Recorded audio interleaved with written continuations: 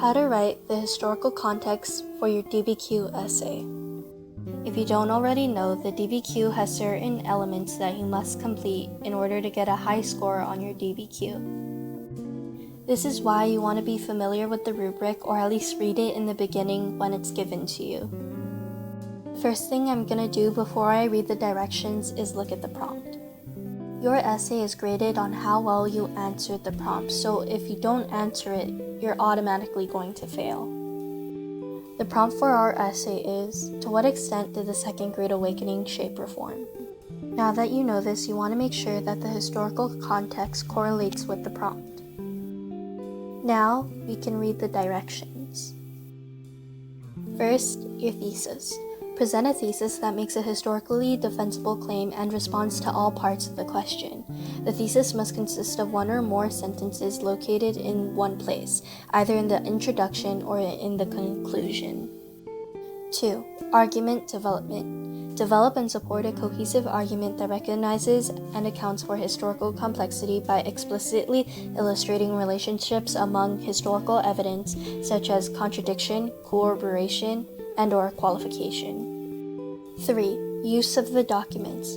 Utilize the content of at least 6 documents to support the stated thesis or a relevant argument. 4. Sourcing the documents. Explain the significance of the author's point of view, author's purpose, historical context, and/or audience for at least 4 of the documents. 5. Contextualization. Situate the argument by explaining the broader historical events, developments, or processes immediately relevant to the question. 6. Outside evidence. Provide an example or additional piece of specific evidence beyond those found in the documents to support or qualify the argument. Lastly, synthesis. Extend the argument by explaining the connections between the argument and one of the following: a development in a different historical period, situation, era, or geographical area, or a course theme and/or approach to history that is not the focus of the essay, such as political, economic, social, cultural, and intellectual history. Now, let's get ready to actually write the historical context. As we write our historical context, we want to keep in mind our prompt, which was, to what extent did the Second Great Awakening shape reform? When writing the historical context, you want to make sure you give a good background of your knowledge of the period to show in your essay. This means connecting key factors from the period. Keeping the prompt in mind, we know that the Second Great Awakening was a time of reformation. Evidence for this would be the 3 social movements presented in the period, which are the abolitionist movement, the women's suffrage movement, and the temperance movement. To give a good background, you want to incorporate the people who advocated for these movements, which were slaves, women, and religious groups like the Juanita or the Shakers. In my essay, I want to focus on the knowledge that I know most, which in my case was the women's suffrage movement at the time. In addition to the Reformation happening in this period, we also know that a lot of industrialization happened.